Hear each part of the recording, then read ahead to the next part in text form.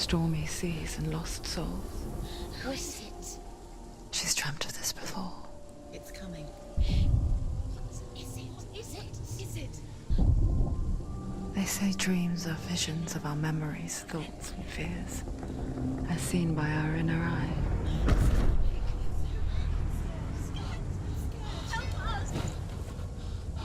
But what if each one of us is always dreaming, even when awake? And we only see what our inner eye creates for us. Is this what hell is? A world shaped by Senua's nightmares. Maybe that's why people fear seeing the world through her eyes. Yes, she's scared. Because if you believe that Senua's reality is twisted, you must accept that yours might be too.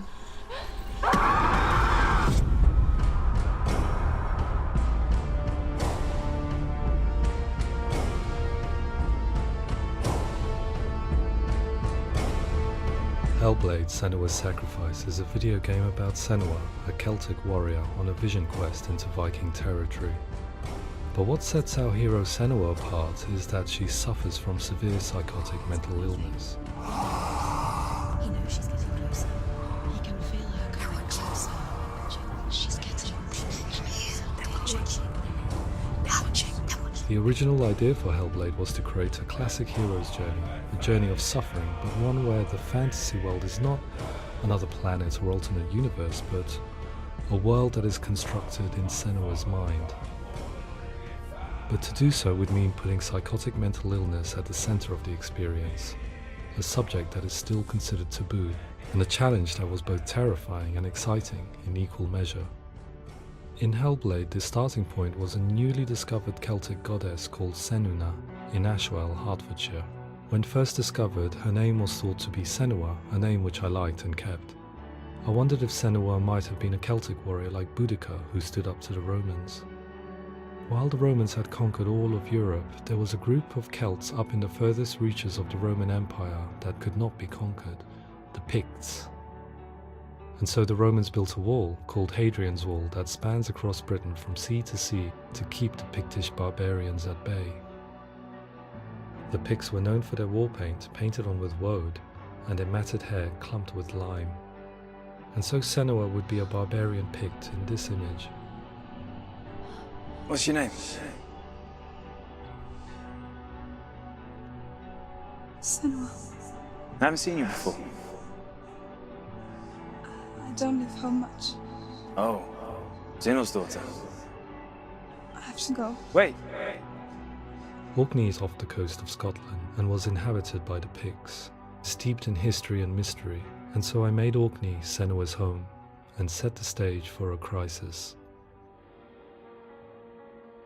In the late 8th century, the first Vikings landed on the Orkney Islands. The population of the Picts crashed thereafter, replaced by the Norsemen of the 9th century. Were they wiped out? We don't know for sure, but it would seem likely given the reputation of the Vikings. The Northmen's brutality is legendary. High-ranking leaders and chieftains of the tribes they conquered were often offered as sacrifice to their gods. The most brutal of these sacrifices was known as the Blood Eagle. I imagine Senua as a young female warrior who returns home from exile to find her partner, Dillion, brutally sacrificed to a Norse god by these hellish warriors from a faraway land. I imagine the horror of this moment and how it would have dragged her deep into mental torment.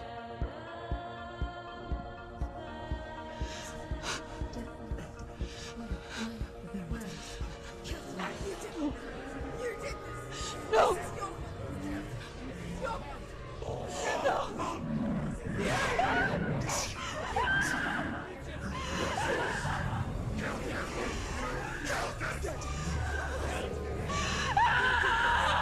I came to learn that the Celts had a sophisticated and nuanced perspective on the nature of mental disorder. One term they used was Gelt. A Gelt is a man or woman who has been driven mad by a curse, battle trauma, or grief. The Gelt would take to a life in the woods in search of penance, punishment, and purgation. And so Senua became a Gelt, cursed by darkness, looking for redemption in the wilds. Another word the Celts used in reference to mental disorders was druth, meaning fool, or Liar. one who utters the words of God. They tell of the mad sinner who flees battle into exile and takes on a beastly nature, growing feathers on his body. The character called Druth in Hellblade is based on a little-known person called Findan, an 8th century Irish Celt who was captured and enslaved by the Vikings, but eventually escaped to Orkney where he became a monk. I will tell you my stories of hell, if I may walk with you. Upon meeting Senua, it would be his stories that fuel her quest deep into their world of gods. The Northmen say the world will come to an end. The sun will grow black, the earth will sink into the sea, the stars will disappear, fire and water will meet, flames will play against the sky, the heavens and earth and all the world will be burned, all the gods will be dead, and the warriors of Valhalla and people everywhere. Senua, prepare yourself for Ragnarok, for it is nigh. So the stage was set for a new adventure, a journey into the Norse underworld called Hell, a vision quest fueled by madness and myth, a fantasy that was created by Senua's own mind, and one that we would experience through her eyes. This is your mission. This is your quest. There is nothing else left. To make a game about a warrior with psychotic mental illness as its central theme was fraught with danger. Mental illness, such as psychosis, is still taboo and rarely acknowledged in a century of cinema, never mind the new medium of games. Where it does feature, it often conflates psychosis and psychopathy associated with a lack of empathy. It is unfortunate that these two words sound so similar that they are used interchangeably in media. I must admit that I didn't have to look very far to discover my own ignorance of the subject. So we reached out to Paul Fletcher, psychiatrist and professor of health neuroscience at University of Cambridge. Psychosis is a descriptive term, and it refers to having a loss of contact with objective reality. So it's characterized by two main sets of symptoms. One of them is hallucinations, where somebody experiences perceptions when there is no actual objective thing out there to perceive. You're already dead. Who are you?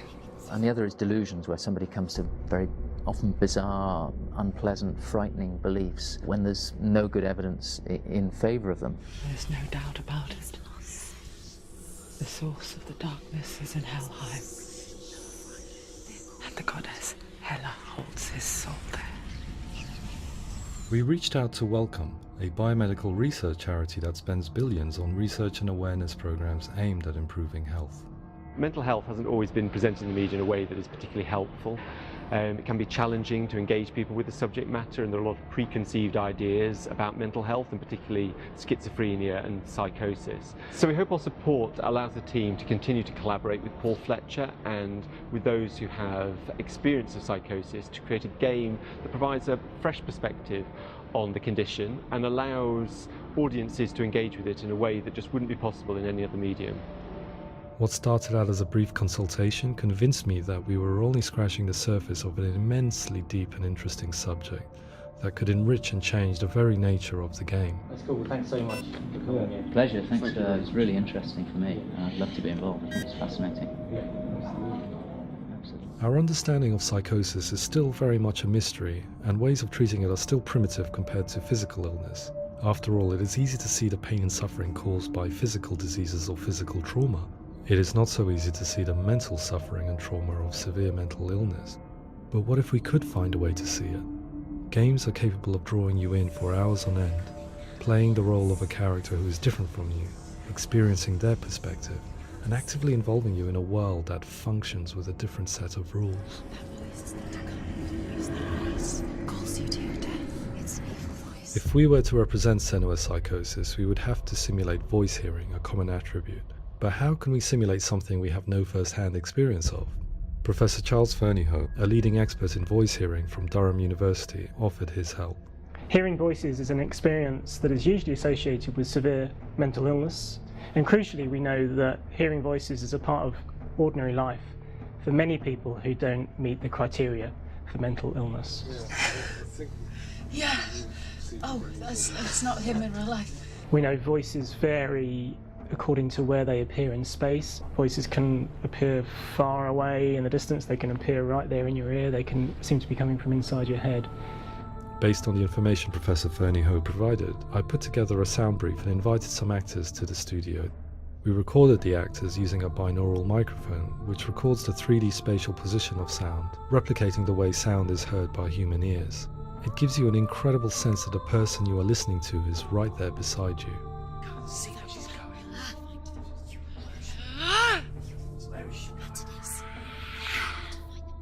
Rachel Waddingham from the Voice Collective came to our studio with 2 young voice hearers to speak to our team. We talked at length about their experiences and they listened to our tests, giving us feedback on how we could improve on it. Everyone hates her. She's cursed. It's very hard to represent what this experience is like, partly because it's such a personal, intense, emotional experience. It's testament to how Ninja Theory have been listening to what the researchers are saying, but also crucially listening to the experts by experience. What they've come up with is so compelling. It's by far the best representation I've heard of what these experiences are like.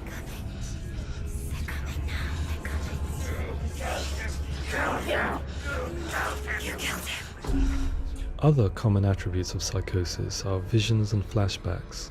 We met with Recovery College East, who work with and care for people recovering from severe mental disorders. A group of service users gave us their first-hand account of what they experience. Sometimes when the visions or what we're seeing is too much, it becomes more difficult until eventually we perhaps don't see anything. The people we spoke to, the stories they told, were fascinating, harrowing and mind-boggling.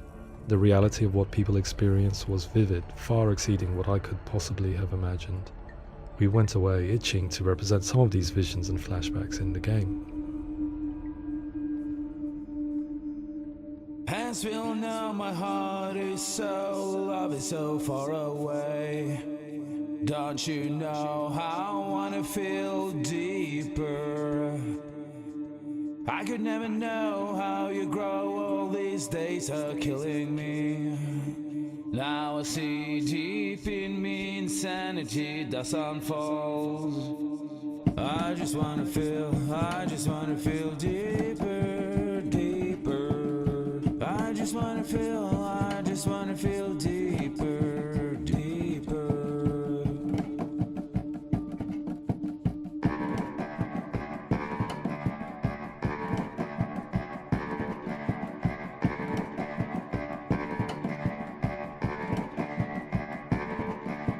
As we all know, my heart is so, love is so far away. Don't you know how I wanna feel deeper? I could never know how you grow, all these days are killing me. Feel like this, read like this, I just wanna live, that's all. I just wanna feel deeper, deeper. I just wanna feel deeper, deeper.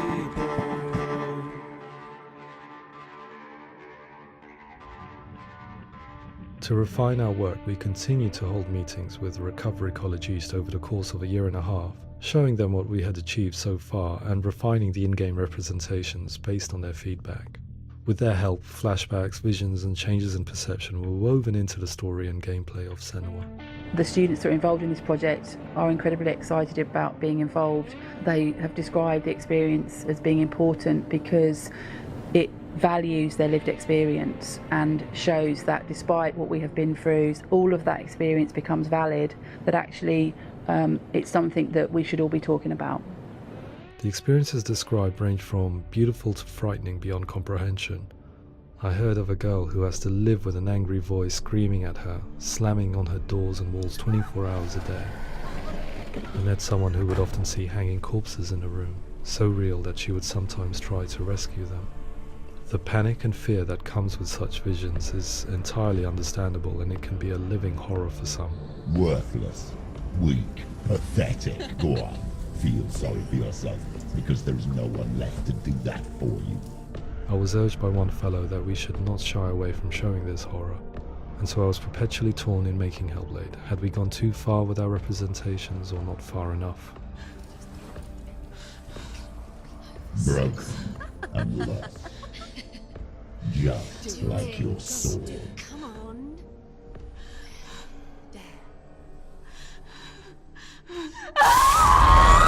In some ways, voice hearing and visions were the low-hanging fruit, so to speak.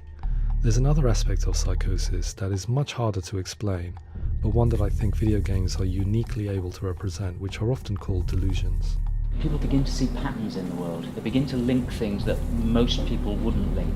Most of the things that we might think would be coincidence or, not worth commenting on. Nevertheless, that might have a particular salience or importance for them.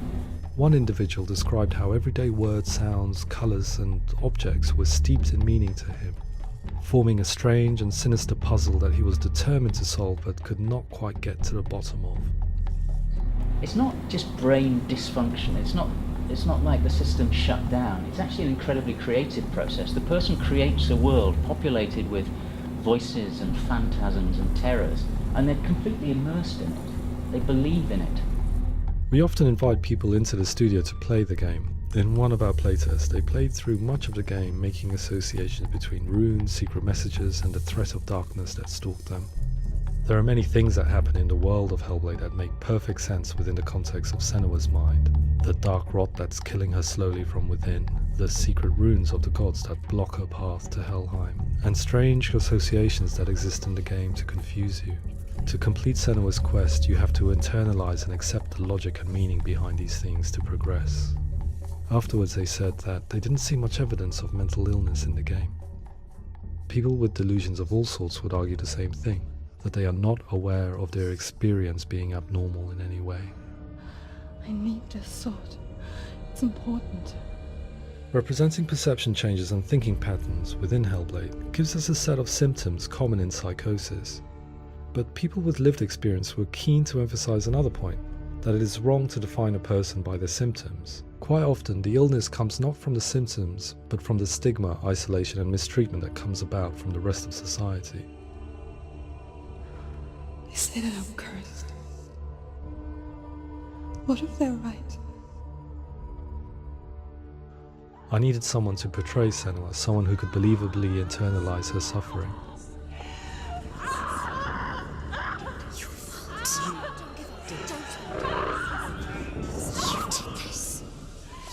Melina Jurgens, our video editor, had been a stand-in for Senua over a few months while we perfected our motion capture techniques. Without realizing it, she had already auditioned for the role, and I knew her well enough to know that I didn't have to teach her to act, but to relive her own internal pain. As often is the case, those who have suffered mental anguish are never far from us.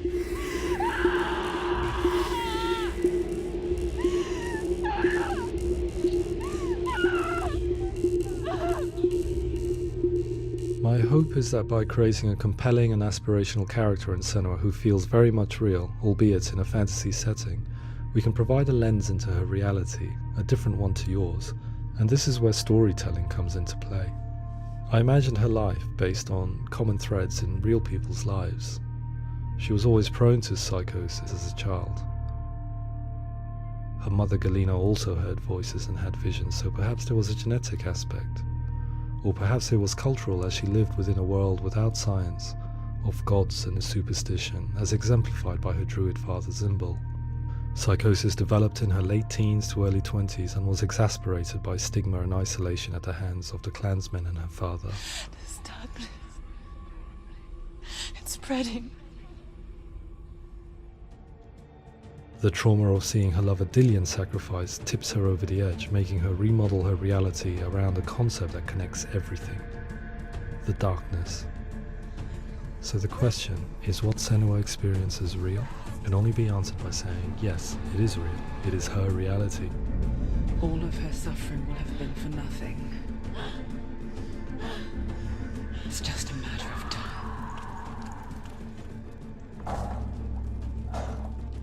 Towards the end of the project, service users and professionals that had collaborated with us were invited to see the near-final game. It was a chance to see if the game had reflected their views or if it had misrepresented them. For me, being involved in especially developing Senua's character has been really important, and being able to bring in my perspective and what I see and what I hear and having that built into the game has been a real privilege. It's gritty and it's meaty, and there are some tough subjects in there that are being tackled with honesty.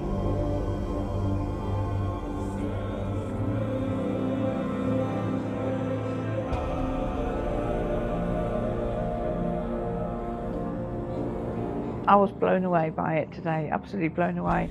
It was just fantastic to get the opportunity to use our lived experience in a very creative way. There's nothing tokenistic about the work we've put in. It feels like we've been listened to, things have been taken on board, and I think there was a lot of realism in the game itself, and it feels very authentic.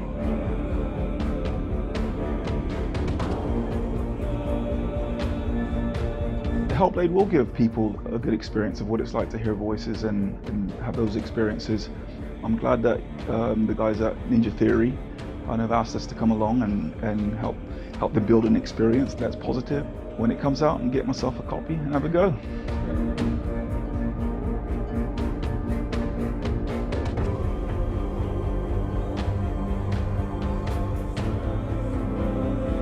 I think all the way through I was really inspired by how the conversations have translated into the game in a way that I think I didn't imagine was possible. So wonderful, really wonderful.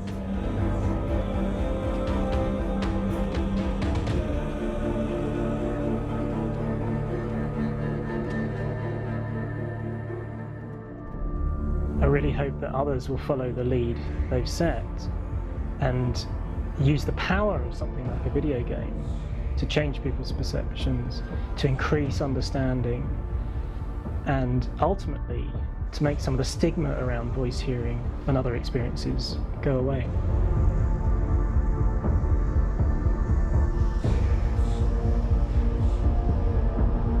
For me, it was really exciting to see something that I explore scientifically being represented so beautifully in a character who's trying to penetrate the mysteries of the environment in which they've been placed, with all of this strange uncertainty and noise and conflicting information that they're getting.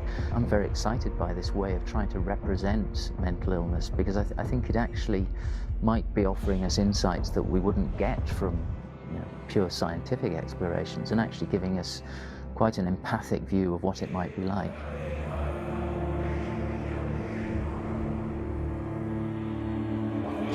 Mental illness has been with us for as long as we have been on this planet, but why? Why hasn't evolution stamped out this weakness from within our gene pool? I often pondered this question until I realized that the question had an inbuilt flaw. It assumes that being and thinking differently is a weakness. The only reason we have computers, spacecraft, medicine, poetry, art, and yes, even video games is because individuals were able to simulate new abstract realities in their minds and share them with the rest of us. We need people to be willing to see differently in order for us to progress and survive as society. And we need to be open to these new ways of seeing. And it is this spirit that motivated me to create Senua's story and share it with you.